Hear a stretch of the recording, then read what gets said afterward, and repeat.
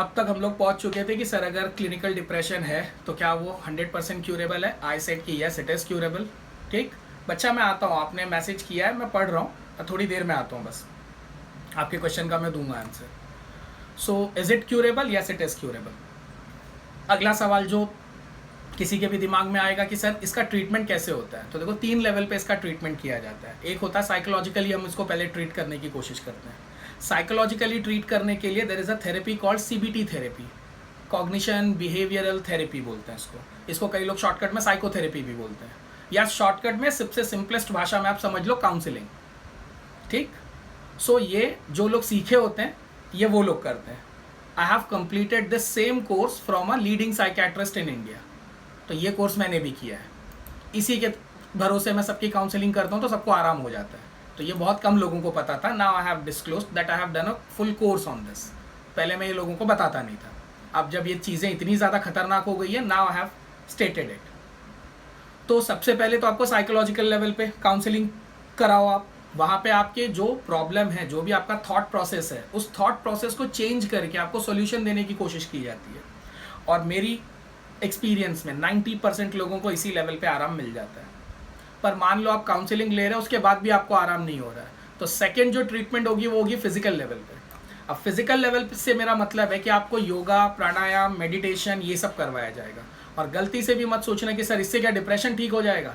ये साइकेट्रिस्ट के पास जाने से आपको बचा सकता है। ये इतना हेल्पफुल है, इनफैक्ट ये 100% आपको ठीक कर सकता है, 100%। और अगर मेरे से कोई पूछे कि काउंसलिंग के अलावा 100% रिजल्ट देने वाला कोई दूसरा थेरेपी आप बता दो, तो मैं यही बोलूँगा, योगा, मेडिटेशन एंड प्राणायाम। क्योंकि योगा, मेडिटेशन, प्राणायाम का मेन गोल ही यही है कि तुम्हारे बॉडी के अंदर के सारे केमिकल्स जो हैं वो बैलेंस किए जाएं। योगा मेडिटेशन करवाया ही इसलिए जाता है। तो डिप्रेशन या एंजाइटी या ओवर थिंकिंग में आपकी बॉडी में जो प्रॉब्लम हो रही है ना, योगा, मेडिटेशन, प्राणायाम वही प्रॉब्लम को एड्रेस करता है। इसीलिए योगा, प्राणायाम, मेडिटेशन करने वाले आप देख लो ना, ओवर थिंकिंग में मिलेंगे ना, डिप्रेशन में मिलेंगे ना, एंजाइटी में मिलेंगे। उल्टा आप हमेशा उनके चेहरे पे स्माइल देखोगे। जितने लोग योगा, मेडिटेशन, प्राणायाम करते हैं वो बाकी के अपने ग्रुप में सबको सोल्यूशन दे रहे होते हैं। क्यों? क्योंकि उनका ब्रेन बहुत अच्छा एक्टिवली वर्क करता है। So yoga, meditation, pranayama can 100% heal your problem. ठीक, तो सबसे पहले आप साइकोलॉजिकल लेवल पे ट्राई करो, काउंसलर से मिलो। हो सकता है कि आप किसी थॉट प्रोसेस की वजह से डिप्रेशन, एंजाइटी या ओवर थिंकिंग में हो, वो आपका थॉट प्रोसेस चेंज करेगा, आपको तुरंत रिलीफ मिल जाएगा। अब ये भी जो मैंने बच्ची का केस बताया था, उनको भी इसीलिए रिलीफ मिल गया, क्योंकि उनका प्रोसेस, उनका प्रॉब्लम ही थॉट प्रोसेस की वजह से था। आई चेंज्ड हर थॉट प्रोसेस, 1.5 घंटे में आराम मिल गया। ठीक, तो ये सबसे इमीडिएट है, सबसे इमीडिएट। दूसरा है कि अगर आपके पास, अगर आप 10-12 दिन तक आपको लगता है कि आप 12-15 दिन थोड़ा संभाल लोगे आप अपने आप को, बहुत ज़्यादा सीवियर कंडीशन नहीं है, तो फिर आप योगा, मेडिटेशन और प्राणायाम स्टार्ट करो, and under an expert guidance, किसी से सीख कर करो, यूट्यूब से देख कर नहीं। गलती से भी यूट्यूब से देखकर मत करना, यू वुड हार्म योरसेल्फ। क्योंकि बहुत सारे नियम होते हैं, जब कैंडिडेट सामने आता है तब हम डिसाइड करते हैं कि उसको कौन सा योगा देना है और कौन सा नहीं देना है। ये भी सामने के सामने डिसाइड होता है। तो ये ऐसा डिसाइडेड नहीं कि ये योगा सबके लिए, ये प्राणायाम सबके लिए, वो आपकी बॉडी पे डिपेंड करता है। तो इसीलिए अगर आप योगा, प्राणायाम ये सब कर रहे हो, तो आस पड़ोस में अब तो हर जगह योगा क्लासेस चलती है, वहां जाके उसको प्रॉपरली सीख के फिर करो। बट यही है कि योगा, प्राणायाम मिनिमम 12 से 15 दिन लेगा, तब जाके आपको धीरे धीरे थोड़ा थोड़ा आराम मिलना शुरू होगा। तो अगर आप 12-15 दिन झेल सकते हो, then try for yoga, pranayama, meditation etcetera. बहुत अच्छा रिलीफ मिलेगा आपको, मेडिसिन लेने से बच जाओगे। ठीक, अब अगर काउंसलिंग लेकर देख ली, कोई रिलीफ नहीं मिला, योगा, मेडिटेशन, प्राणायाम कर लिया, उसके बाद भी आपको इमीडिएट रिलीफ नहीं मिला, और बहुत ज़्यादा आप परेशानी में हो, तो आपको भले अभी सुन के लग रहा होगा कि ऐसी क्या परेशानी यार, उदासी में क्या परेशानी है, अरे जानलेवा कंडीशन हो जाती है। अभी तक आपने क्लिनिकली डिप्रेस्ड पेशेंट्स देखे नहीं है, देख लोगे ना डर जाओगे आप। तो अगर उतनी हालत खराब हो गई है, तो फिर सब सोचना बंद करो, सीधा साइकेट्रिस्ट के पास जाओ, क्योंकि तब आपको इमीडिएटली सीधे सीधे मेडिकेशन से ही ठीक किया जा सकता है। Now you need medicine. ठीक, तो पहले आप ट्राई करो साइकोलॉजिकल लेवल पे, सीबीटी वगैरह लो, काउंसलिंग लो, 90% लोग वहीं ठीक हो जाते हैं। 12-15 दिन अगर आप अपनी सिचुएशन को हैंडल कर सकते हो, अगर आपको लग रहा है कि नहीं ठीक है 12-15 दिन I can handle myself, then go for yoga, meditation, pranayama, क्योंकि वो 12-15 दिन तो सीखने में ही लग जाएंगे। So that can not give you an immediate relief, 12-15 दिन तो लग ही जाएंगे आपको, तो फिर आप योगा मेडिटेशन प्राणायाम में जाओ। पर अगर इन दोनों लेवल से आपको फर्क नहीं पड़ रहा, सिचुएशन ज़्यादा सीरियस है, then directly go for medication, then directly consult a psychiatrist, इससे पहले कि सिचुएशन और ख़राब हो जाए। और याद रखना, अगर आप किसी और को एड्रेस कर रहे हो, अगर आप किसी और को हेल्प कर रहे हो, तो ठीक है, आप उसकी कंडीशन देख सकते हो ना, बराबर, आपका दिमाग चल रहा है, आप उसको समझा सकते हो कि अरे अभी तो काउंसलिंग ले या अभी तो योगा कर। पर अगर ये आपकी खुद की कंडीशन है, तो आपको तो खुद को ये आइडिया भी नहीं आएगा ना कि मुझे साइकेट्रिस्ट से मिलना चाहिए। तो इससे पहले कि सिचुएशन वर्स्ट हो जाए, you should meet a psychiatrist. अगर ये आपका खुद का केस है, तो फिर आपको साइकेट्रिस्ट से जल्दी मिल लेना चाहिए, क्योंकि पता चला एक ऐसा स्टेज आ गया जब तुमको ये आइडिया भी नहीं आ रहा है। डिप्रेशन में ऑब्वियसली आप बहुत ज़्यादा सोच तो पाओगे नहीं पॉजिटिवली सोच पाते तो डिप्रेशन में होते। तो इसीलिए अगर आपका खुद का केस है, then you should not waste your time, इस बात का ध्यान रखना। अब आप इतनी देर से देख रहे रहोगे कि हर बार मैं आपको मेडिसिन से बचाने की कोशिश कर रहा हूँ। मेरी बातों में आपको ऐसी झलक दिख रही होगी कि 90% तो इसी से रिलीफ मिल जाता है, पर नहीं मिले तो साइकेट्रिस्ट के पास जाओ। तो मेरी बातों से एक झलक मिल रही होगी कि ये बार बार ऐसा क्यों दिखा रहे कि साइकेट्रिस्ट से नहीं मिलना चाहिए। साइकेट्रिस्ट से नहीं मिलने का मेन कारण यही है क्योंकि साइकेट्रिस्ट आपके डिप्रेशन या एंजाइटी या ओवर थिंकिंग को सॉल्व करता है थ्रू अ मेडिकेशन, और ये मेडिसिन उतनी हेल्दी नहीं होती। बस यही दिक्कत है कि इसीलिए हम ट्राई करते हैं कि अगर सिचुएशन सीवियर नहीं है, अगर इमरजेंसी कंडीशन नहीं है, तो आपको साइकेट्रिस्ट अवॉइड करना चाहिए, क्योंकि साइकेट्रिस्ट जो मेडिसिन देते हैं उसके साइड इफेक्ट्स होते हैं। सबने सोच ही लिया होगा दिमाग में सवाल कि सर क्या साइड इफेक्ट्स होते हैं। ठीक, साइड इफेक्ट्स में सबसे पहले जीआईटी ट्रैक का आपको प्रॉब्लम आना शुरू होगा, गैस्ट्रो इंटेस्टाइनल ट्रैक का, एसिडिटी होना, गैस बनना, लगातार लूज मोशंस होना, लूज मोशन की वजह से आपका वेट लॉस हो जाएगा। ठीक, तो सबसे पहले तो जीआईटी से रिलेटेड प्रॉब्लम चालू हो जाएंगे। आईबीएस जिसको बोलते हैं, इरिटेबल बाउल सिंड्रोम, लगातार आपको लूज मोशंस हो रहे होंगे। जैसे आप अगर मान लो जिस थॉट से आप परेशान हो, वो थॉट आते ही आपको तुरंत वॉशरूम जाना पड़ेगा, तुरंत टॉयलेट जाना पड़ेगा। तो सबसे पहला साइड इफेक्ट तो ये होता है अगर आप मेडिसिन शुरू करो तो भी, और अगर आप डिप्रेशन में हो तो ये अक्सर इसके सिम्टम्स में भी देखा गया है। तो मेडिसिन का साइड इफेक्ट जीआईटी ट्रैक वाला, आईबीएस, लूज मोशंस, ये सब। दूसरा, आपका वजन या तो बढ़ने लगेगा या तो बहुत ज़्यादा कम होने लग जाएगा। ठीक, कम तो बहुत कम देखा गया, बहुत रेयरली देखा गया कि वजन कम हो, ज़्यादातर लोगों का वेट गेन होना शुरू हो जाता है। तीसरा साइड इफेक्ट है कि सेक्सुअल साइड इफेक्ट्स देखे गए कि इंसान का सेक्सुअल एक्टिविटीज़ में या तो इंटरेस्ट पूरी तरह से ख़त्म हो जाता है और या तो बहुत ज़्यादा इंटरेस्ट बढ़ जाता है, दिन भर उसी तरह के थॉट्स आते हैं। तो सेक्सुअल साइड इफेक्ट्स देखे गए। देन मेल्स में देखा गया है इरेक्टाइल डिसफंक्शनिंग होती है, पेनिस इरेक्ट नहीं हो पाता। दूसरा, प्री मैच्योर इजैकुलेशन देखा गया है कि ऑर्गेजम से पहले मतलब हार्डली लेस देन 30 सेकेंड्स में इजैकुलेशन हो जाता है, स्पर्म्स रिलीज हो जाते हैं। तो मेल्स को इस तरह की प्रॉब्लम्स देखी गई है। फीमेल्स में ज़्यादातर वेट गेन देखा जाता है। तो मेल्स को सेक्सुअल प्रॉब्लम्स बहुत ज़्यादा होती हैं, और कुछ हार्ट से रिलेटेड भी छोटे मोटे एलिमेंट्स देखे गए, प्रॉब्लम्स देखे गए। सुनने के बाद आपके दिमाग में बैठ गया होगा सर इतना सारा प्रॉब्लम है तो फिर क्यों जानेगा। आपको ये इसलिए जाना चाहिए कि अगर आप साइकेट्रिस्ट के पास आप पहली बात तो आप काउंसलिंग ट्राई कर चुके हो, आप योगा मेडिटेशन प्राणायाम ट्राई कर चुके हो, आपको रिलीफ नहीं मिला है, तो सबसे पहली बात कि अब आपके पास कोई चॉइस ही नहीं बची है। ठीक, तो अब आपको ये सोचकर कोई मतलब नहीं कि सर लेकिन उसकी मेडिसिन से तो साइड इफेक्ट होगा, वो आप सोचना छोड़ दो, क्योंकि अब आपके लिए ज़्यादा इंपॉर्टेंट है कि आप किसी तरह से ये डिप्रेशन को हटाओ। दूसरा प्रॉब्लम कि ये साइड इफेक्ट्स अगर होंगे भी तो वो साइकेट्रिस्ट देख लेगा ना, वो दवाई देते टाइम इन सब बातों का भी तो ध्यान रखेगा ना, वो आपसे ये सब पूछेगा। जब आपको मेडिसिन दिए जाएंगे ना, तो 2 दिन के बाद आपको वापस से बुलाया जाता है, फिर आपको चेक किया जाता है कि आपको क्या क्या साइड इफेक्ट्स देखने को मिल रहे हैं। तो अगर ये साइड इफेक्ट हो भी रहे तो भी तुम टेंशन मत लो, your psychiatrist will take care of it, you do not have to worry about it. अगर वेट गेन होता है होने दो, जीआईटी ट्रैक का कोई प्रॉब्लम होता है होने दो, सबसे पहले डिप्रेशन को हटाओ, वरना ये आपको कहीं का नहीं छोड़ेगा। तो अगर आप साइकेट्रिस्ट के लेवल पे जा रहे हो, मेडिसिन लेनी पड़ रही है, तो डरो मत। ये सिर्फ साइड इफेक्ट्स हैं जो बाद में आराम से ठीक किए जा सकते हैं। ये कोई जानलेवा साइड इफेक्ट्स नहीं है, इसमें आपको कोई बहुत बड़ा प्रॉब्लम नहीं हो जाएगा। छोटे मोटे प्रॉब्लम है वो आपका साइकेट्रिस्ट खुद देख लेगा, आपको इसके लिए कुछ एक्स्ट्रा चिंता करने की जरूरत नहीं। तो ज्यादा 99% लोग साइकेट्रिस्ट को सिर्फ और सिर्फ इसीलिए अवॉइड करते हैं। This is the main reason कि साइकेट्रिस्ट क्यों इतने बदनाम है बेचारे। इनफैक्ट जो साइकेट्रिस्ट के पास जाता है वो बताता भी नहीं है, क्योंकि लोग बोलेंगे अरे ये तो पागल हो गया, तो साइकेट्रिस्ट से मिलने जा रहा था। तो साइकेट्रिस्ट से मिलने का मतलब ये नहीं कि आप पागल ही हो गए, या साइकेट्रिस्ट से मिलने वाला हर इंसान पागल नहीं होता। अमीर इसीलिए अमीर है क्योंकि वो इन सब के फालतू जैसे कंसेप्ट में नहीं पढ़ते हैं, वो इसीलिए अमीर है। वो उनको अगर थॉट प्रोसेस, कोई थॉट परेशान कर रहा है, वो जाएंगे 2-4 हज़ार रुपया खर्चा करेंगे, साइकेट्रिस्ट से मिलेंगे, they get treated for that, और फिर वो दूसरे दिन अपने काम धंधे पे लग जाएंगे। मिडिल क्लास और गरीब लोग सोचेंगे अरे फालतू चीज़ों के लिए कहाँ 2-4 हज़ार रुपये बचाना, वो 2-4 हज़ार रुपये, सॉरी कहाँ 2-4 हज़ार रुपये डालना, और वो 2-4 हज़ार रुपये बचाने के चक्कर में अपना काम धंधा पूरा करियर ही बर्बाद कर लेंगे।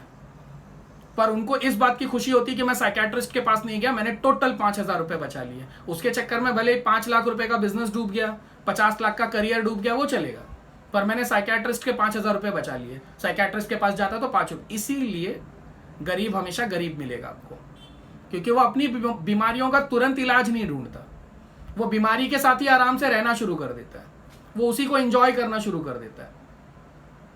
आई बात समझ में? तो आप साइकेट्रिस्ट के पास जाओ, अगर वो साइकेट्रिस्ट है तो उसने बहुत बड़ी पढ़ाई की है, he is a proper doctor, तो उनको ये सब सिखाया जाता है कि साइड इफेक्ट्स को कैसे हैंडल करना है। तो तुम उसकी ज्यादा चिंता मत करो, जाओ, लोग क्या बोलते हैं वो छोड़ दो, और साइड इफेक्ट्स क्या होते हैं तुम उसकी भी चिंता मत करो। प्रॉपर डॉक्टर है वो, आलतू फालतू आदमी नहीं है, और कुछ भी मेडिसिन नहीं लिख कर दे देगा वो। ठीक, तो डर दिमाग से निकालो, और साइकेट्रिस्ट से मिलना एक नॉर्मल डॉक्टर से मिलने के जैसा ही होता है। ये बात को प्लीज आप पॉपुलराइज करो। जब तक साइकेट्रिस्ट बदनाम रहेंगे तब तक लोग उनके पास जाएंगे नहीं।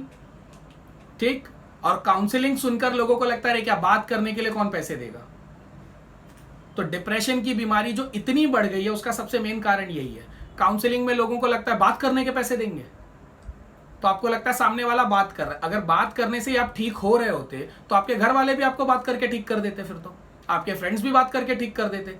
बात करने से आप ठीक नहीं हुए हो। जो बात सामने वाला कर रहा है ना, वहां तक पहुंचने में उसको कई सालों का नॉलेज लगा है, कई किताबें पढ़ी होंगी, खुद के लाइफ का एक्सपीरियंस यूज किया होगा, तब जाके आपको आराम मिल गया 1 ही घंटे में। वरना वही बात तो आपके फ्रेंड्स करके भी आपको ठीक कर देते फिर। तो काउंसलर इसलिए बदनाम है कि लोगों को लगता है खाली बात तो करते हैं। साइकेट्रिस्ट इसलिए बदनाम है कि लोगों को लगता है साइकेट्रिस्ट तो पागल को देखता है, मैं क्या पागल है क्या। और इसी कारण से डिप्रेशन की कंडीशन छोटी होते हुए भी लोग उसको च्युइंगम की तरह खींच के बड़ा कर देते हैं। इनिशियल स्टेजेस पे 2-4 हज़ार में वो ठीक हो सकती थी, इनिशियल स्टेजेस पे बिना आपको कोई सीवियर टेंशन दिए वो ठीक हो सकती थी, पर आपने खींच दिया। काउंसलर से आपको इसलिए प्रॉब्लम हो रही है कि वो 2-4 हज़ार रुपए ले रहा है, साइकेट्रिस्ट से इसलिए प्रॉब्लम हो रही है कि वो 2-4 हज़ार ले रहा है और वो पागलों का डॉक्टर है। इस तरह के जो बहुत सारे स्टीरियोटाइप बने हुए हैं सोसाइटी में, वो स्टीरियोटाइप में फंस के लोग ज़्यादा हालत ख़राब कर ले रहे हैं। और इसके बारे में अभी कुछ आंकड़े भी बताता हूँ मैं आपको, रियल वाले, वो सुनने के बाद तो आपको और अच्छा लगेगा। सब क्रॉस चेक करना अच्छे से, ठीक। सो कंक्लूजन ये है कि yes, psychiatric medicine do have side effects, हैं उनके side effects, but your good psychiatrist can take care of it. आपको उसकी चिंता नहीं करनी है। दैट्स द बॉटम लाइन, कि अगर कंडीशन खराब हो ही गई है और उसके पास जाना ही पड़ रहा है तो आप ऊपर के मन से मत जाओ, भारी मन से मत जाओ कि यार अब क्या होगा, कुछ नहीं, आराम से जाओ, he will take care of it. ज़्यादा टेंशन मत लो, ठीक। और जो मैंने ऊपर एक सजेशन दिया था कि अगर आपको लगता है कि आप 12-15 दिन खुद के दम पे संभाल लोगे, देन सबसे पहले आप योगा, मेडिटेशन, प्राणायाम शुरू करो। बहुत अच्छा रिलीफ मिलता है, बहुत मतलब बहुत अच्छा रिलीफ मिलता है।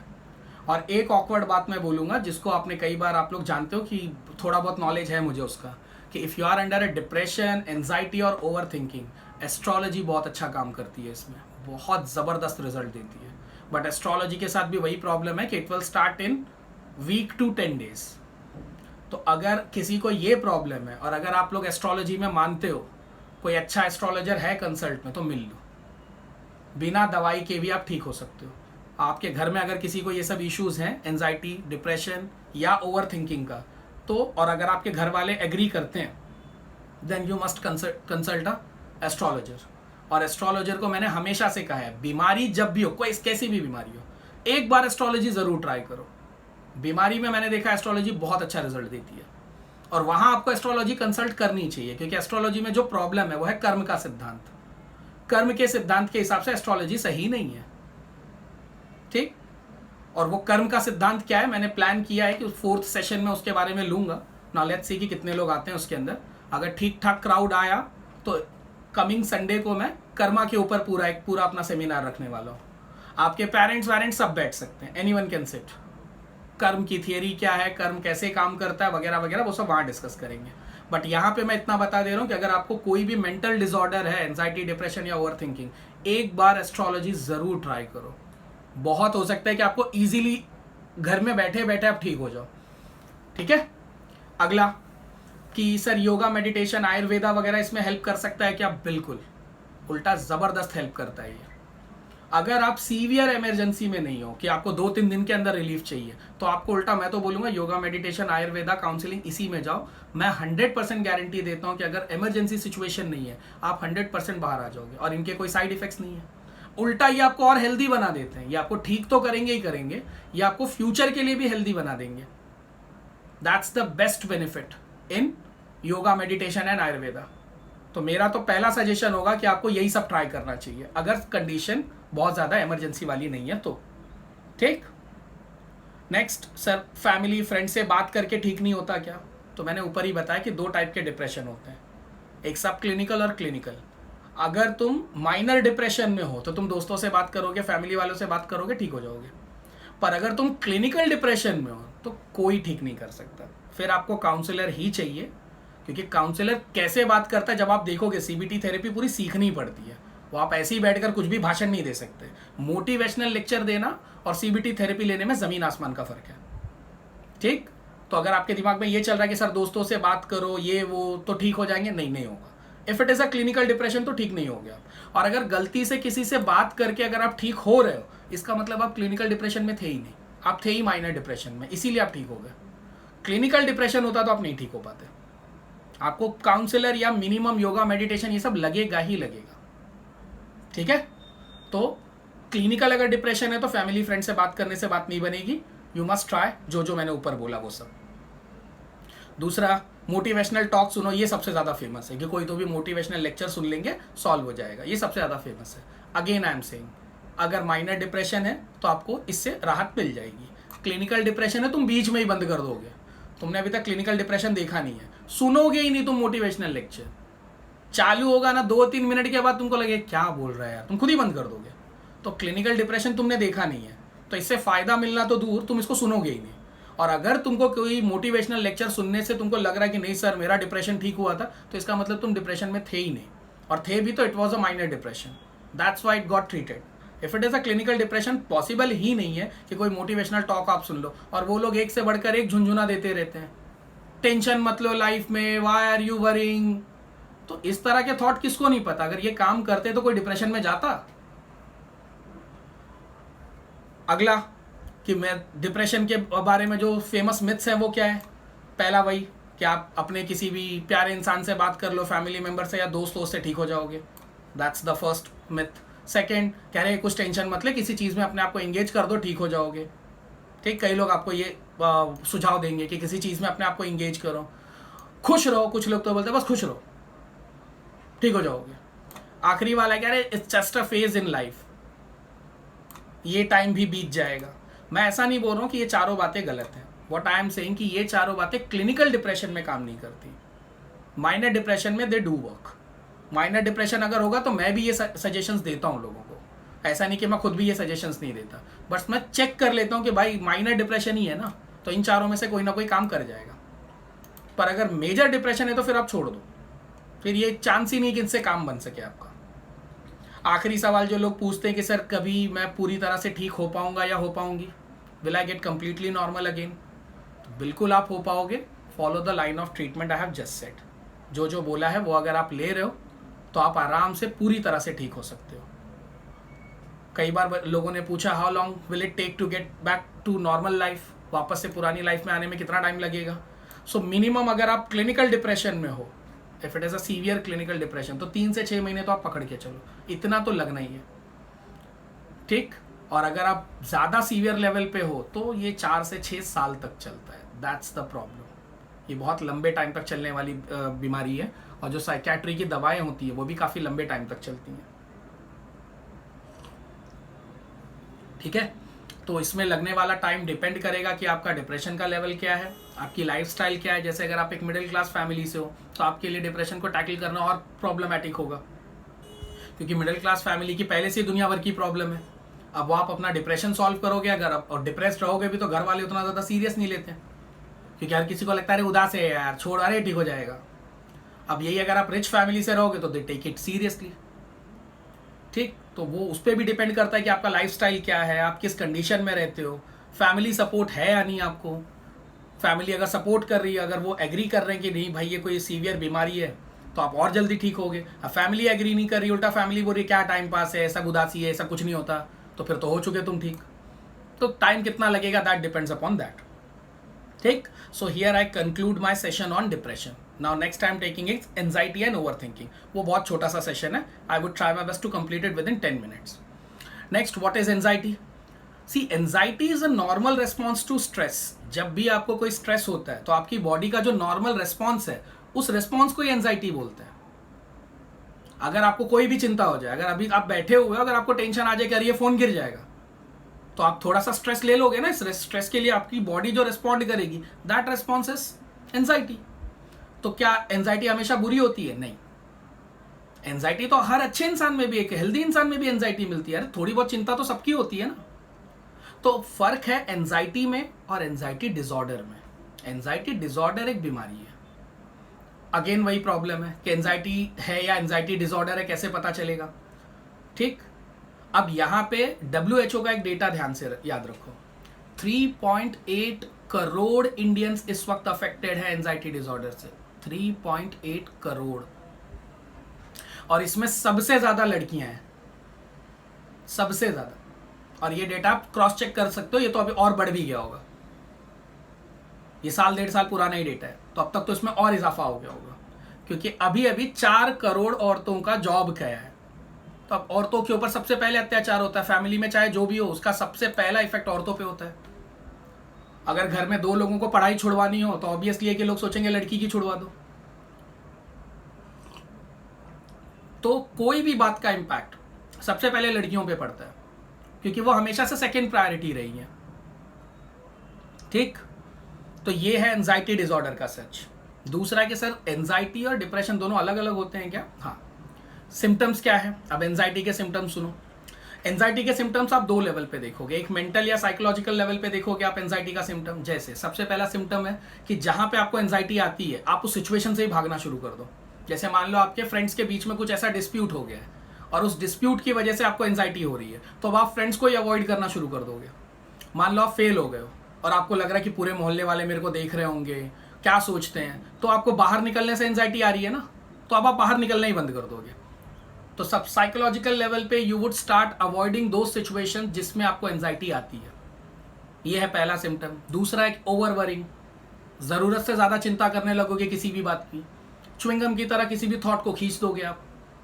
रेस्टलेसनेस फील करोगे, दिन भर बेचैन रहोगे, नर्वस फील करोगे, दिन भर ऐसा लगेगा तुमको कुछ तो भी बुरा होने वाला है, कुछ तो भी बुरा होने वाला है, दिन भर आपको इस तरह की फीलिंग आएगी। ये हो गया साइकोलॉजिकल सिम्टम्स।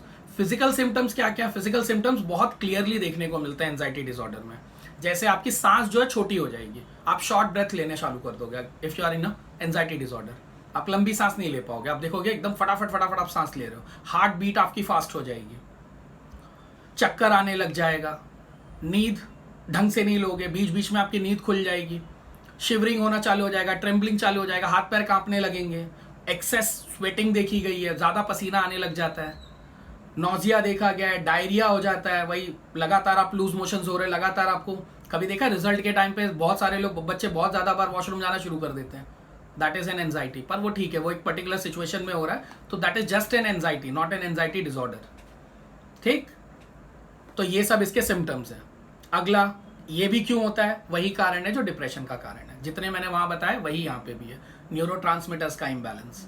क्यों होता है न्यूरोट्रांसमीटर्स का इम्बैलेंस? या तो लंबे टाइम से आप कोई दवाई ले रहे हो उसकी वजह से, या तो कोई अभी आपकी लाइफ में कोई मेजर एपिसोड हुआ होगा, कुछ बड़ा एक्सीडेंट हुआ होगा लाइफ के लेवल पे, या किसी तो भी रिलेशनशिप वगैरह में, जिसकी वजह से आपको एंजाइटी शुरू हो गई है।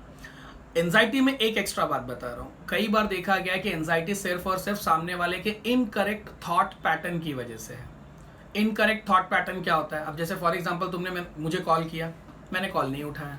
अब दो इंटरप्रिटेशन हो सकते हैं इस बात के, एक कि तुम सोचो सर बिजी होंगे, लेक्चर में होंगे, और दूसरा तुम अब चालू हो जाओ कि सर मेरा फ़ोन उठाते ही नहीं है, सर को तो मेरा फ़ोन ही नहीं उठाना, मैं तो फालतू हूँ, सर को लगता है कि मैं फालतू हूँ, सर मेरे को पसंद ही नहीं करते, हाँ मैं तो गधा ही हूँ या तो मैं गधी हूँ। अब ये तुमने अपने ही मन से शुरू कर दिया है। This is called as incorrect thought pattern. मेरे फ़ोन ना उठाने के 2 कॉज आप सोच सकते थे, 2 में से आपने रॉन्ग वाला सोचना शुरू कर दिया। Now that would start giving you N anxiety. ये आप में से जितने लोग रिलेशनशिप में होंगे सबको ये झेलने पड़ रहा होगा। कब देखते हो ये? जब आप अपने पार्टनर को देखते हो ऑनलाइन और देखते हो कि वो आपसे बात नहीं कर रहे हैं, तो जो आप फील कर रहे रहते हो that is called as anxiety. तब दिमाग चलना चालू हो जाता है, कहाँ लगा हुआ है, कहाँ लगी हुई है।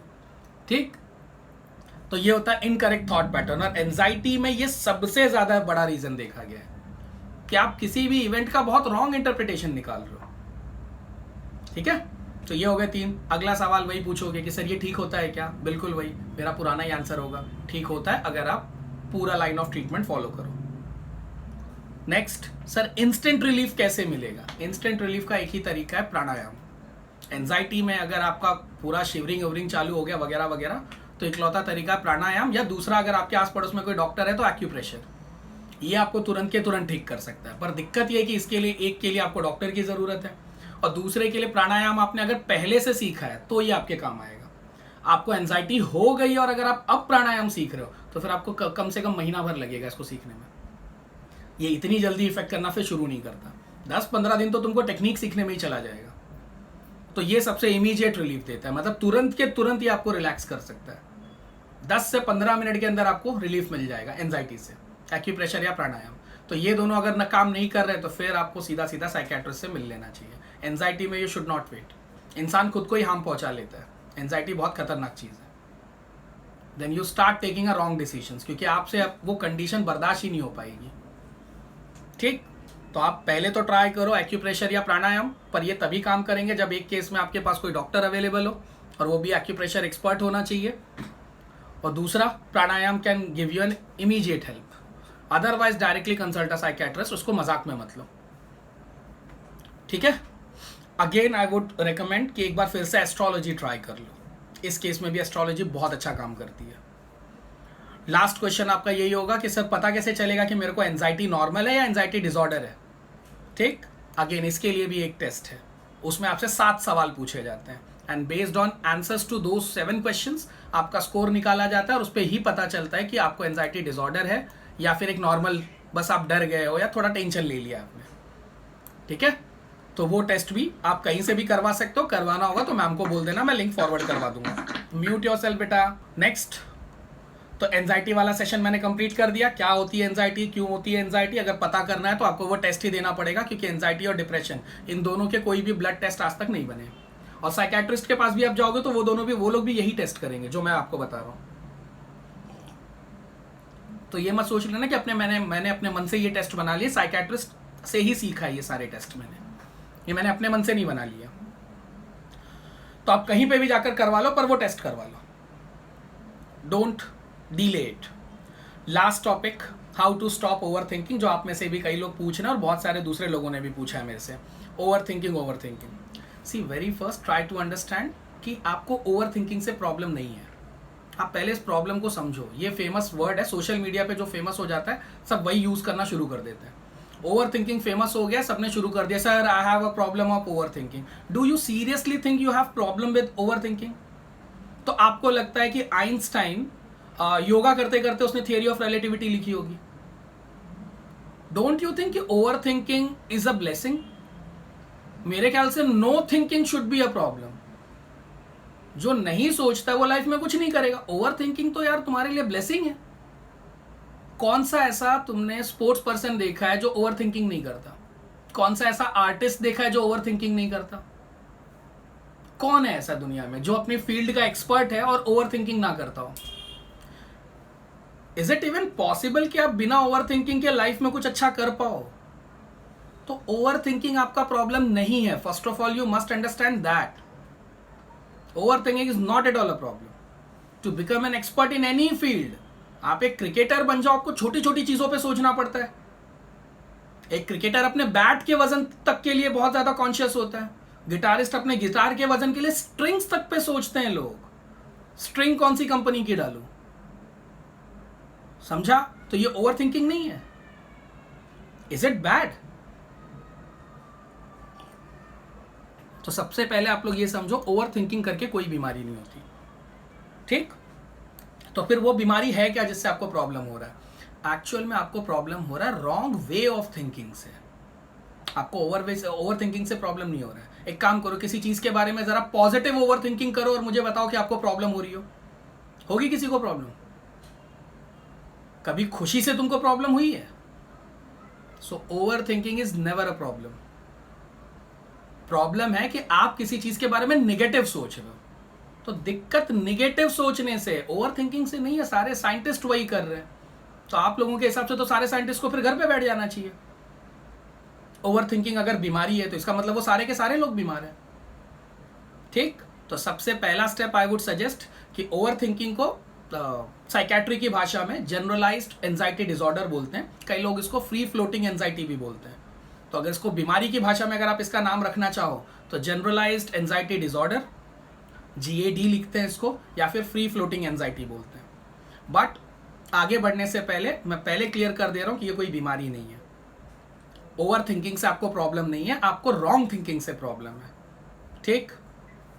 अगली चीज कि अगर आप इस पर फोर्स कर रहे हो कि सर इससे कैसे छुटकारा, तो इसका छुटकारा पाने का दो ही तरीका है। एक कि आप सीधा सीधा मर जाओ, death is the permanent solution. That's the only way कि आपका दिमाग सोचना बंद कर दे। और अगर आपको लगता है सर जीते जी वाला कोई ट्राई करो ना, मतलब जिंदा रख के, तो ये मेडिटेशन की सबसे हाईएस्ट, सबसे लास्ट लेवल है। तो तुमको समझ भी नहीं आ रहा है कि तुम क्या पूछ रहे हो। ये अरबों में कोई एक इंसान अचीव कर पाता है। मेडिटेशन का जो सबसे लास्ट लेवल है that is called as state of thoughtlessness, शून्य अवस्था। तो आप जो इतना नॉर्मल बोल रहे हो ना, सर मेरे को ओवर थिंकिंग की प्रॉब्लम है, I want to stop it, तो इसका मतलब आप सिर्फ बोल रहे हो कि सर वो अरबों में एक बना दो मेरे को। अरबों में जो थॉटलेसनेस की कंडीशन में चला जाता है वो संत बन जाता है, लोगों का भगवान बन जाता है वो। तो तुम कोई बीमारी का इलाज नहीं मांग रहे हो, तुम बोल रहे हो कि सर मेरे को भगवान बना दो। So that is not easy, try to understand that. दो ही रास्ते हैं, या तो सीधा सीधा मरी जाओ, और जिंदा रहते अगर स्टेट ऑफ थॉटलेसनेस को अचीव करना चाहते हो देन स्टार्ट मेडिटेटिंग। जैसे जैसे आपका मेडिटेशन का लेवल ऊपर जाएगा आपकी थिंकिंग का लेवल अपने आप कम होता जाएगा। If you want complete thoughtlessness then उसका एक ही तरीका है कि आप सीधा सीधा मेडिटेशन के सबसे हाईएस्ट लेवल को अचीव कर लो, जिसको समाधि बोलते हैं, ठीक? शून्य अवस्था, स्टेट ऑफ थॉटलेसनेस या समाधि, ये वो स्टेट है जहां इंसान में कोई थॉट नहीं बचता। You remain a pure consciousness. और ये अरबों में कोई है, करोड़ों नहीं यूज किया मैंने, अरबों यूज किया, सोचकर यूज किया है। करोड़ों में नहीं, कोई अरबों में पहुंचता है उस स्टेट तक। होता क्यों है ये? देखो, बेसिकली आपको कुछ थॉट ट्रिगर करता है and then you start with a cycle of thoughts. तो इसको ट्रीट करने के लिए अगेन CBT में एक स्टेप है, 5 स्टेप्स बताए जाते हैं। पहले बताया जाता है कि आप अपना ट्रिगर आइडेंटिफाई करो कि क्यों हो रहा है आपको। अभी मैं फटाफट बोल दे रहा हूँ, पर जब आप काउंसलिंग में बैठोगे तो बहुत अच्छे से इसको करवाया जाता है। अभी मैं आपको बस स्टेप्स बता दे रहा हूँ कि स्टेप 1 है कि आप पहचानो कि किस थॉट से आपकी ओवर थिंकिंग शुरू हो रही है। और जैसे ही वो आप पकड़ लो कि अच्छा यहाँ से मेरी थिंकिंग शुरू होती है, तो फिर आप अपने आप को ये समझाओ कि ये तो बस एक थॉट है। एग्जाम्पल के लिए आप में से अगर किसी की ओवर थिंकिंग शुरू हो रही कि अगर वो मेरे को छोड़ के चला गया तो, अगर वो मेरे को छोड़ के चली गई तो सबसे पहले आप ये अंडरस्टैंड करो कि यहीं से आपकी ओवर थिंकिंग शुरू होती है। और जैसे आप ये पकड़ लोगे कि यहीं से शुरू होती है, अब ये समझो कि ये तो मेरा अपना डर है ना, क्या गारंटी कि छोड़ के चला ही जाएगा, छोड़ के चली जाएगी, ये तो मेरी अपनी थिंकिंग है।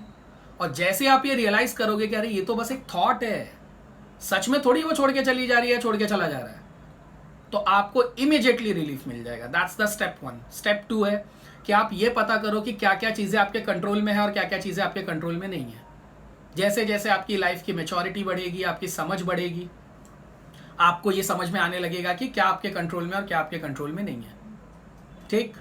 जैसे कि अगर आपको लोग फ़ोन कर रहे हैं तो लोग तो फ़ोन करेंगे ना, पर आप उस फ़ोन को पिकअप करो या नहीं पिकअप करो, ये चॉइस आपके हाथ में। कॉल पिकअप करना कोई फोर्स आपको नहीं कर सकता। If you don't want you can ignore that call. Yes, तो इस बात को समझो कि आप क्या कर। अब अगर आपको डर लग ही रहा कि यार वो मेरे को छोड़ के चली जाएगी, तो ठीक है ना, ये आपके कंट्रोल में वैसे भी नहीं है। So you must address that first, आपको ये पता होना चाहिए। पर अभी आप ऐसा है कि अभी आप ऐसा सोचते हो कि नहीं, it is under your control, you can control it, इसीलिए आप उसकी ओवर थिंकिंग में लगे हुए हो। एक बार अगर आपको समझ जाएगा कि अब चला गया या चली गई तो चला गया, अब क्या कर सकते हैं, इट्स बियॉन्ड आवर लिमिट्स। तीसरा स्टेप है हैव अ वरी टाइम। ये आपको सिखाया जाता है, इसमें आपको हेल्प की जाती है, तब जाके आप इसको एक्सपर्ट कर सकते हो। वरी टाइम मतलब कि दिन में आप डिसाइड कर लो कि 15 मिनट आप बैठकर चिंता ही करोगे, डिसाइड कर लो कि 4 बजे मेरा वरी टाइम है डेली। अब इससे क्या होता है कि अगर तुमने डिसाइड कर लिया कि 4 बजे मेरा वरी टाइम है और तुमको सुबह सुबह 10 बजे अगर एंजाइटी डिसऑर्डर आया, एंजाइटी का कुछ शॉक लगा या रात के 3 बजे लगा, तो आप उस थॉट को डीले कर पाओगे। आप बोलोगे कि नहीं अभी नहीं सोचना है, 4 बजे का टाइम रखा है ना, 4 बजे सोचना है। तो इसको इससे खुद को बेवकूफ बनाने में मदद मिलती है। आप खुद को उस थॉट को थोड़ा सा डीले कर पाओगे। अगर ये टाइम आप नहीं रखोगे तो फिर वो थॉट तभी के तभी शुरू हो जाएगा। पर जिसने वरी टाइम रखा होता है वो क्या सोचता है कि अभी नहीं सोचना, अभी पढ़ लेते हैं, अभी सो लेते हैं, 4 बजे रखा है ना टाइम, तब बैठ के इस पे सोचेंगे। और 99% केसेस में आप देखोगे कि 4 बजने से पहले वो थॉट अपने आप ही डाइल्यूट हो जाएगा, अपने आप ही डाइल्यूट हो जाता है वो thought. You just have to delay it. तो ये एक बहाना है जो आप अपने ब्रेन को देते हो ताकि वो थॉट उस वक्त डीले हो जाए। And in most of the cases देखा गया कि थॉट डीले नहीं होता, डाइल्यूट ही हो जाता है। जब तक वो 4 बजेंगे तब तक आपको उस थॉट में कुछ मजा ही नहीं आएगा। ठीक, सो आपको मैं 5 स्टेप्स बता रहा था।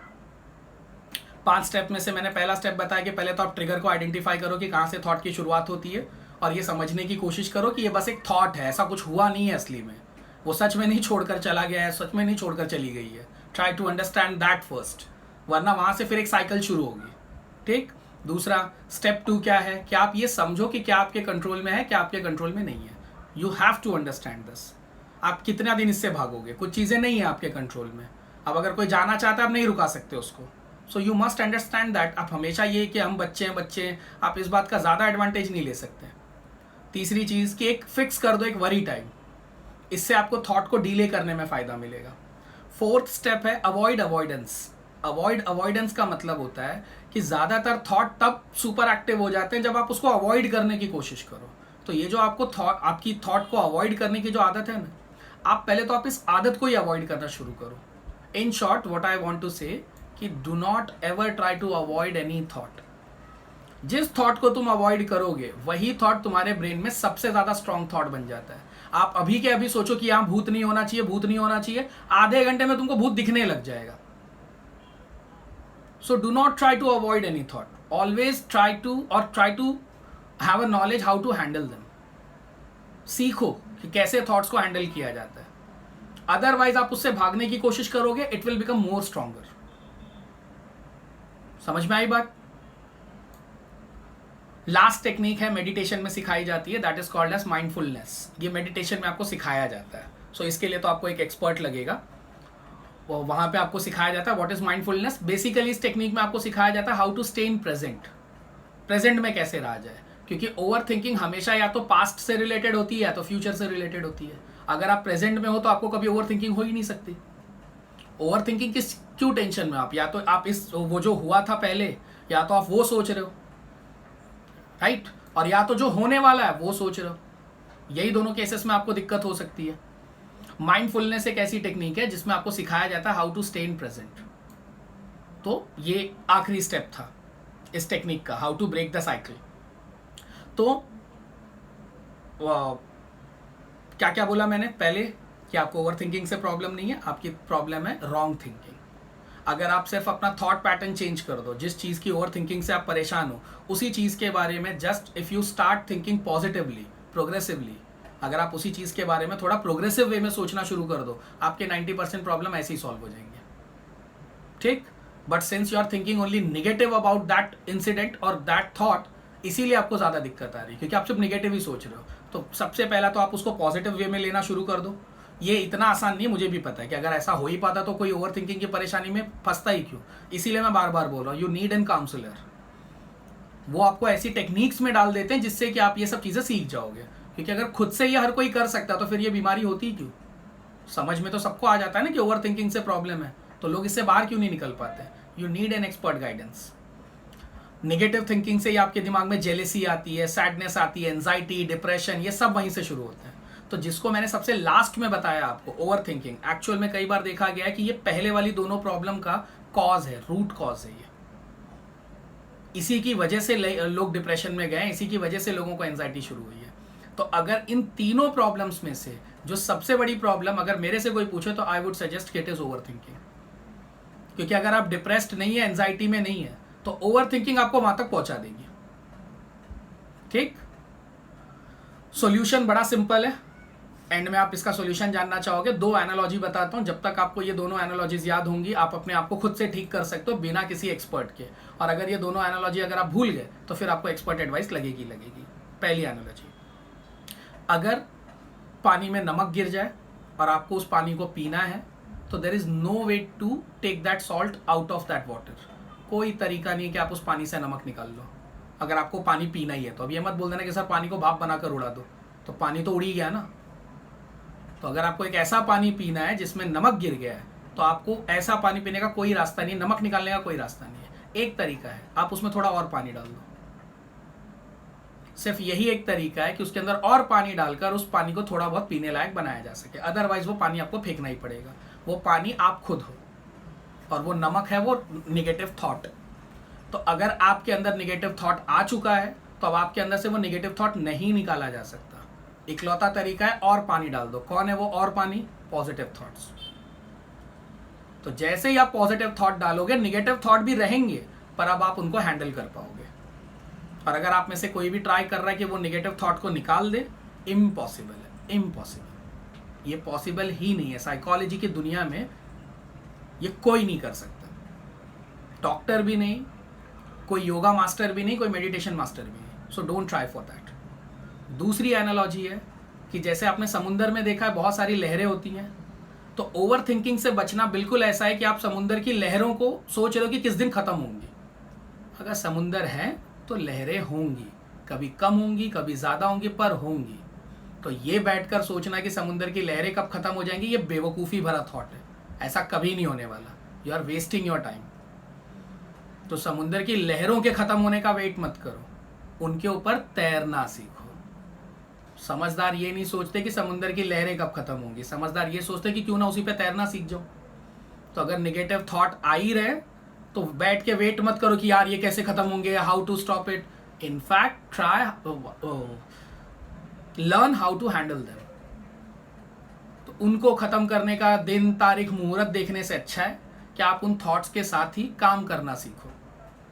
और ये आपको तुरंत के तुरंत नहीं आएगा, इतना मुझे भी पता, इतना आसान नहीं होता। पर थोड़ा बहुत प्रैक्टिस, थोड़ी बहुत काउंसलिंग, थोड़ा बहुत योगा प्राणायाम, इन सब की मदद से आप ये सीख सकते हो। जितने बड़े लोग हैं उन सब ने ये सीखा है। जब अमीर योगा, मेडिटेशन, प्राणायाम और आयुर्वेदा लेने लग जाए ना, तो आपको ये समझ जाना चाहिए कि उससे फ़ायदा होता है। क्योंकि गरीबों को बेवकूफ़ बनाया जा सकता है, गरीब डरा होता है। अमीर को कैसे बेवकूफ़ बनाओगे, उसको काय का डर है? उनके पास बहुत पैसा है और उनकी बहुत पहचान है। तो अमीर जो काम करते होंगे, हेल्थ से रिलेटेड मैं बोल रहा हूँ, ऑलमोस्ट वो चीज़ें सही ही होंगी। तो जब भी लाइफ का सच जानना हो ना, अमीरों को फॉलो करो। शॉर्टकट तरीका दे दिया मैंने। अगर आपको दिखे कि ये करने से अमीरों को फायदा हो रहा है, मतलब वो तरीका सही है। और अगर आपको दिखे कि ये चीज़ से अमीर बर्बाद हो रहे हैं, तो वो तरीके पे कभी मत जाओ। ये सोसाइटी को लर्न करने का सबसे शॉर्टकट तरीका है। इसीलिए सारे अमीर लगे हुए हैं योगा, मेडिटेशन, प्राणायाम में। अच्छा अच्छा खा रहे, हेल्दी खा रहे। एक हम ही लोग हैं जो वड़ा पाव और पानी पूरी में लगे हुए हैं। ठीक, तो ये 2 एनालॉजी याद रखना। पानी में नमक गिर जाए तो नमक निकालना पॉसिबल नहीं है, आपको पानी ही ऐड करना पड़ेगा। वो पानी है पॉजिटिव वाटर। दूसरा कि अगर आप बैठकर ये इंतजार कर रहे हो कि किसी दिन समुद्र की लहरें खत्म होंगी, you are wasting your time. ऐसा कभी नहीं होने वाला। आप उसी के ऊपर तैरना सीख लो। ठीक, अगर आपको हमेशा के लिए इस बीमारी से रिलीफ चाहिए, तो मैं ऊपर बता चुका हूँ, yoga, meditation, pranayama. Again and again I have said this. Lastly I would again repeat कि ट्राई एस्ट्रोलॉजी। बहुत अच्छा काम करती है इन तीनों केसेस में। डिप्रेशन, एंजाइटी, ओवर थिंकिंग में एस्ट्रोलॉजी वर्क्स बेस्ट। बस आपके पास थोड़ा टाइम होना चाहिए, 10-15 दिन, महीना भर अगर है, सिचुएशन बहुत ज़्यादा सीवियर नहीं है, एस्ट्रोलॉजी आपको कंसल्ट करनी चाहिए। और बाकी किसी केस में मैं एस्ट्रोलॉजी की सलाह नहीं देता। बस ये इकलौता केस है जहां मैं बोलता हूँ कि नहीं करो, बहुत अच्छा काम करती है। Last question from my side कि how to convert negative thoughts into positive ones. To convert negative thoughts into positive ones, you need to have some counseling sessions जहां आपको सिखाया जाता है कि एक ही इवेंट के दो इंटरप्रिटेशंस हो सकते थे। गलत इंटरप्रिटेशन ने आपको कहां पहुंचा दिया और सही इंटरप्रिटेशन आपको कहां पहुंचा सकता है। अब जैसा आप जानते हो कि थॉट्स मिलियंस हैं तो इंटरप्रिटेशंस भी मिलियंस होंगे। तो यहाँ सेशन में बैठे बैठे तो मैं आपको सारे मिलियंस ऑफ इंटरप्रिटेशन सिखा नहीं सकता। इसीलिए अगर आपको सच में नेगेटिव थॉट्स को पॉजिटिव में कन्वर्ट करना है तो जो भी थॉट आपको परेशान कर रहा है, with that thought meet your counsellor. अपने काउंसलर से मिलो, ही और she would correct your thought pattern और उसके बाद में आपको 100% रिलीफ मिल जाएगा। तो अगर आपको सीरियसली ये चीज़ें सीखनी है तो ये सिर्फ काउंसलर ही सिखा सकता है, आप ये डायरेक्ट नहीं सीख सकते। So that was an end from my side. I am really sorry it took too long, but I hope I have covered each and every topic. Now it's a question and answer session. I'm starting with taking questions. So start asking fast because we are already getting late. चलिए, आपको मैं सिर्फ questions पढ़ूंगा, नाम नहीं लूंगा, तो आप बिंदास जो मन में आए, जिसके बारे में मन में आए, जो पूछना है पूछ लो। मैं जिसका भी यहाँ पे मैसेज पढ़ूंगा मैं उनका नाम नहीं लूंगा। और इसके बाद भी आज भी आपने देखा ना, अपने प्रीवियस स्टूडेंट्स का मैंने डेटा शेयर किया, नाम लिया मैंने किसी का। और आप में से कई लोग मेरे से ये काउंसलिंग ले चुके हो और आप लोग पीछे भी पता कर लो, मैं कभी किसी का नाम नहीं लेता। So nobody would come to know ever. तो आप फ्री होकर गंदे से गंदा थॉट हो डायरेक्ट पूछ लो। मैं ना आज आपका नाम लूंगा ना मैं खुद आगे याद रखूंगा कि किसने क्या पूछा था, मुझे खुद भी नहीं याद रहेगा। वो मेरे प्रोफेशन के एथिक्स में आता है and I am very ethical in my profession at least. तो आप मेरे पे भरोसा कर सकते हो। तो कोई गंदा थॉट ही क्यों ना हो, आप आराम से पूछो। जितना मैं कर सकता हूँ मैं आपको अभी के भी समझा दूंगा। बाकी की चीज़ों के लिए आपको मैम से ही कॉल करके कांटेक्ट करना पड़ेगा। तो सबसे पहला मैसेज आया है, जब आपको छोटी सी छोटी बात दिल पे लगती हो and you start crying over, ये भी एक तरह का एंजाइटी डिसऑर्डर। एंजाइटी डिसऑर्डर के बहुत सारे टाइप्स है, ये उसमें से एक एंजाइटी डिसऑर्डर है। और पूरी रात आप उसी बात को सोचते बैठो, इस चीज़ को क्या बोलेंगे और कैसे इस चीज़ को रोका, हाँ तो ये एक एंजाइटी डिसऑर्डर है। तो आपको एंजाइटी टेस्ट दे देना चाहिए। अगर एंजाइटी टेस्ट में ऐसा आता है कि आपको एंजाइटी डिसऑर्डर है, ये जो पैटर्न है जो आपने बात लिखी है, ये इस बात का सिग्नल दे रही है कि you are suffering from a disease. तो आपको अब वो टेस्ट लेना चाहिए। और अगर उस टेस्ट में आपका एंजाइटी डिसऑर्डर आता है तो फिर आपको वो जैसे जैसे मैंने बताया कि एंजाइटी को कैसे ठीक करते हैं, कुछ मेडिसिन आपको लेनी पड़ सकती हैं आयुर्वेदिक, उनका तो कोई साइड इफेक्ट नहीं है। काउंसलिंग लो, योगा मेडिटेशन करो, ठीक, बट दैट इज कॉस्टली। मैं पहले बता दे रहा हूँ, साइकियाट्रिस्ट इसीलिए लोग नहीं लेते हैं बिकॉज दैट इज कॉस्टली। 3-4-5 हज़ार रुपए का तो आप आराम से बजट पकड़ के चलो, क्योंकि नॉर्मल चीजों के लिए डॉक्टर 50-100 रुपए में भी देख सकता है। साइकियाट्रिस्ट या काउंसलिंग के सेशंस 1000-1500 रुपए से तो शुरू होते हैं। तो 5-6 सेशंस भी अगर आप ले रहे हो तो 6 से 7 हज़ार रुपए गए। साइकियाट्रिस्ट की फीस तो और ज्यादा होती है। इसीलिए लोग सोचते हैं कि अरे छोड़ यार ये सब टेम्पररी है, और अपनी जिंदगी और खराब कर लेते हैं। सी, एक suggestion I would like to give, कभी सोच के देखो, डॉक्टर्स ले लेके कितना लेंगे, काउंसलर कितना लेगा, 6 से 7 हज़ार। साइकियाट्रिस्ट के भी लेवल पे चले गए तो कितना जाएगा, 15-20-30 हज़ार। सोच के देखो, तुम एक फोन खरीदते हो 20-25 हज़ार का, क्या तुम्हारी पूरी लाइफ 20-25 हज़ार से भी बुरी है? इतनी भी लायक नहीं कि तुम 20-25 हज़ार उस पर खर्च कर सको। और अगर आप इनमें से किसी एक डिसऑर्डर से अगर आप अफेक्टेड हो, तुमको लगता है तुम कहीं पे भी पॉजिटिव सोच पाओगे, अपनी लाइफ के किसी भी फील्ड में अच्छा कर पाओगे? तो लोग ज्यादातर ये देखते हैं कि साइकियाट्रिस्ट कितना चार्ज कर रहा है। अरे तुम ये देखो ना, ठीक होने के बाद तुम कितना कमाओगे। तो उसके हिस्से के जो 20-30 हज़ार वो कमा रहा है, उसने उसके लिए पढ़ाई की है भाई, उसने सीखा है, वो उसका मेन प्रोफेशन है, उसका घर भी तो उसी पे चलता है ना। अगर वो तुमसे चार्जेस नहीं लेगा तो वो अपना घर कैसे चलाएगा? तो आप पूरा इकोसिस्टम खराब कर दोगे। फिर तो वो आपसे ले रहा है, ठीक होने के बाद आप भी तो किसी से लोगे। आप भी जहां जॉब करोगे क्या फ्री में करोगे? तो ये जो पैसा बीच में सबसे ज्यादा मैंने देखा है, मिडिल क्लास वालों को सबसे ज्यादा परेशान करता है पैसा। 5 हज़ार चले जाएंगे, 6, ठीक है बचा लो 5-6 हज़ार रुपए। इसी चक्कर में बच्चे का पढ़ाई में मन नहीं लग रहा है, इसी चक्कर में आपका रिलेशनशिप टूट गया। कौन रहना चाहेगा ऐसे इंसान के साथ? अब चलेगा आपको 20-30 हज़ार रुपए बच गए आपके। और नॉर्मली तो देखा गया 5-6 हज़ार रुपए में इंसान ठीक हो जाता है। साइकियाट्रिस्ट के लेवल पे अगर आपकी बातें गई तो आपके पैसे 20-30 हज़ार के रेंज में जाएंगे। यहाँ एक नॉर्मल सा ऑपरेशन कराने चले जाओ आप, 1-1.5 लाख रुपए चले जाते हैं, वो चलेगा आपको। ऑपरेशन के नाम पे 1-1.5 लाख रुपए जाए वो सबको चलेगा। साइकियाट्रिस्ट या साइकोलॉजी के नाम पे लोग सोचते 5 हज़ार, क्योंकि आपको आदत पड़ गई है कि नॉर्मल डॉक्टर्स 50-100 रुपए में ठीक कर देते हैं, तो उसका मैं कुछ नहीं कर सकता। आप सोचो जरा कि क्या सच में 20-30 हजार रुपए, थोड़े दिन रुक जाओ, कोई बड़ी बीमारी हो जाए, एंजाइटी डिप्रेशन आपको ऐसी ऐसी बीमारियों पे पहुंचा देगा, जीआईटी ट्रैक की बीमारी हो जाएगी, लिवर फैटी लिवर हो जाएगा, पिंपल्स, बाल झड़ने शुरू, और बाद में फिर इस पे आप लाखों रुपए डालोगे, पर सीधे सीधे जाके काउंसलिंग सेशंस या इन पे आप पैसे नहीं डालोगे। तो आप क्या कर सकते हैं फिर? इसीलिए कहा ना मैंने कि अमीर इसीलिए अमीर है, सोचते फास्ट है। ठीक, सर टाइम टू टाइम हमारा मूड क्यों चेंज होते रहता है बेटा? ये इसीलिए क्योंकि आज तक आपने अपने मूड को ट्रीट नहीं किया है। आप जब से पैदा हुए हो तब से लेकर आज तक किसी भी स्कूल में ये नहीं सिखाया जाता how to handle your thought process. था तुम में से किसी के भी स्कूल में इसका कोई लेक्चर होता था? कोई टीचर था इसका? हिस्ट्री का टीचर याद आ रहा होगा, ज्योग्राफी का टीचर याद आ रहा होगा, मेंटल डिसऑर्डर का कोई टीचर याद आ रहा है? तो ये इंडिया का फेलियर इन एजुकेशन सिस्टम है। We have failed at the level of mental education. रो दो के 15 साल पहले हम लोगों ने सेक्सुअल एजुकेशन शुरू किया, वो भी आज तक सब जगह नहीं दिया जाता ढंग से।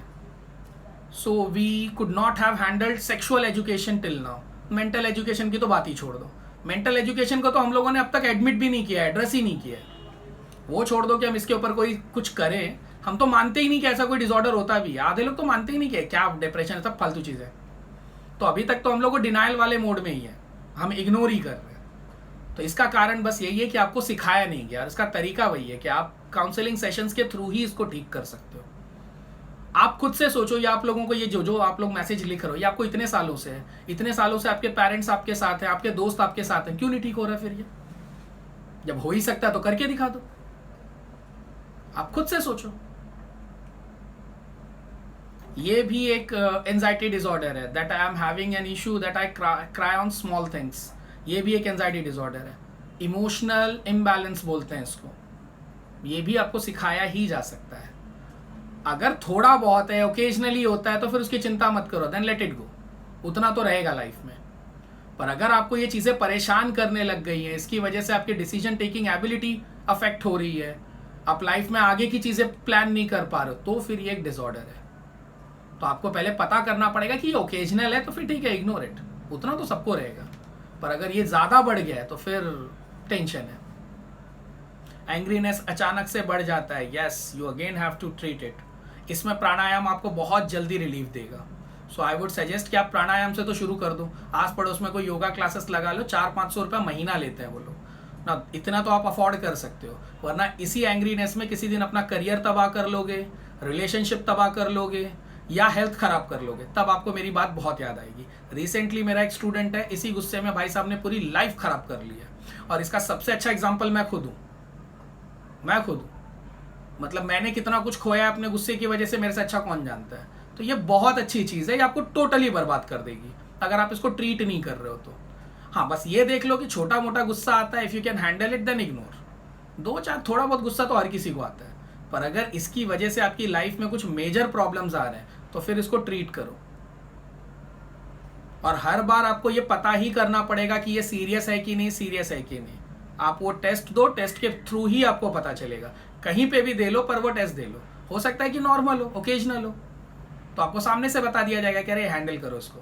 पर अगर ये सीरियस रहा तो ये आपकी पूरी लाइफ खराब कर देगा। ये जो आप लोग बोल रहे हो ना कि मैं छोटी छोटी बातों पे रोने लग जाता हूँ, या मेरे को बहुत गुस्सा आता है, या आपको लग रहा है कि सर मैं रात भर बहुत ज़्यादा सोचती हूँ, ये बहुत छोटी छोटी चीज़ें लग रही हैं। आगे चल के जब लाइफ के इंपॉर्टेंट साल इसमें खराब होंगे ना, जिस साल तुम्हारा मेन एग्जाम होगा, कॉम्पिटिटिव एग्जाम देना होगा, और आप लगे रहोगे अपने गुस्से में, तो छोटी चीज़ों पे रोने में, या फिर आप रात भर सोचने में लगे हुए हो, तब आपको समझेगा कि पूरा साल बर्बाद हो गया इतनी फालतू सी चीज़ की वजह से।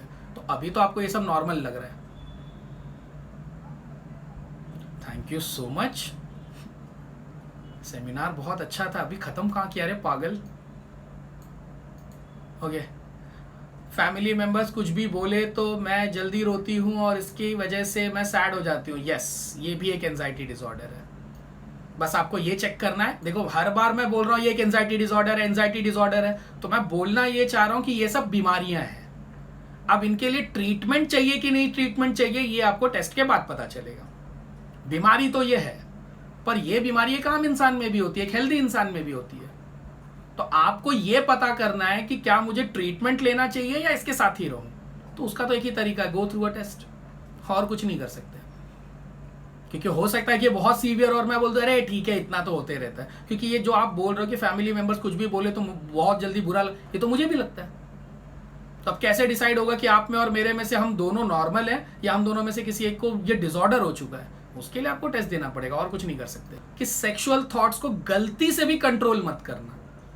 एक उपाय बता दे रहा हूं, दुनिया में वही बर्बाद हुआ है जिसने सेक्सुअल थॉट्स को कंट्रोल किया है। और मैं ओपनली इतने लोगों के सामने बोल रहा हूं, मैं नहीं जानता तुम्हारे पेरेंट्स भी सुन रहे हो या क्या कर रहे हो, ठीक है? बहुत घटिया सजेशन मैं देने जा रहा हूं, मैं ये एडमिट करता हूं, पर मैं ये पूरी जिम्मेदारी से बोल रहा हूं क्योंकि मैंने इतने लोगों को ट्रीट किया है। तो आपको गंदा लगे बुरा लगे, मैं मुंह पे बोल रहा हूं, सेक्सुअल थॉट्स गलती से भी कंट्रोल मत करना। आपको इसको मैनेज करना सीखना होगा, और वर्स्ट कंडीशन में स्टार्ट डूइंग मास्टरबेशन। और मैंने क्यों इतना पहले इंट्रोड्यूस किया कि मैं गंदा बोलने जा रहा हूं, क्योंकि आज मैं पहली बार आप लोगों के सामने ओपनली बोलने जा रहा हूं कि अगर लड़कियों से भी ये थॉट हैंडल नहीं हो रहे हैं, इवन दे शुड मास्टरबेट। ये मैं ओपनली बता रहा हूं because it will destroy your life. आप सोच नहीं सकते, sexual thought will destroy your life. आप या तो उसको हैंडल करो, मैनेज करो, अदरवाइज आप कहीं के नहीं बचोगे। और दिक्कत ये है कि ये आप सबसे बोल भी नहीं सकते, और इसमें हर कोई आपको हेल्प भी नहीं कर सकता। इन 90% केसेस में मैंने देखा है कि लोग अपने बेस्ट फ्रेंड को नहीं बता पाते हैं, क्योंकि कोई ये एडमिट नहीं करना चाहता दैट ही और she has some sexual disorder. Best friend से लोग छुपाते हैं। तो अगर आपको ये है, बहुत ओवर एक्सेसिव थॉट आ रहा है, गो अहेड विद मास्टरबेशन, और कोई आपको नहीं बचा सकता। या तो राइट गाइडेंस से आप बचोगे, जो आपके पास है नहीं। The only way left with you, क्योंकि अभी आप करियर मेकिंग स्टेज पे हो, तो ओनली मास्टरबेशन कैन हेल्प। और ये एडवाइस मैं लड़कियों को भी दे रहा हूं, बहुत गंदी बहुत घटिया एडवाइस है, बट तुम बुरा सुन रहे हो ना, मैंने इसका बहुत बुरा होता देखा है। तो जो मैं बोल रहा हूं मुझे पता है कि मैं बुरा बोल रहा हूं, पर ये नहीं करने वालों का बहुत बुरा होगा, वो तो मैंने देखा है। ठीक, ये बिल्कुल ऐसा है कि मैंने तुमको कीमोथेरेपी सजेस्ट की है। जब कैंसर में कीमोथेरेपी दी जाती है तो तुम्हारी बॉडी में जहर डाला जाता है, वो असली वाला जहर होता है, असली वाला। तो मास्टरबेशन भी एक तरह का जहर है, पर हम लोग उस पोजीशन पे बैठे हैं कि मैं ये देखूं कि मैं जहर दे रहा हूं, या मैं ये देखूं कि भाई पहले इसको बचा तो सही, बच गया तो आगे चल के कुछ और भी कर लेंगे, मर ही गया तो अमृत भी कैसे देंगे इसको। तो मास्टरबेशन एक तरह का जहर है, पर एटलीस्ट ये आपको बचा लेगा, आपका करियर वगैरह बर्बाद नहीं होने देगा ये। और जितने लोग मास्टरबेशन नहीं कर रहे हो, लिखो, अभी पेपर पे लिखो, मैं साइन मारता हूं, सबके सब इलीगल अफेयर में फंसोगे, और सबके सब पूरी जिंदगी उस अफेयर में खराब करोगे। और मजे की बात देखो, मास्टरबेशन बदनाम है, पर सेक्स सबके सब करोगे। और सेक्स में याद रखना, you need to have a partner, और फिर वो पार्टनर तुम्हारी पूरी जिंदगी चलाएगा।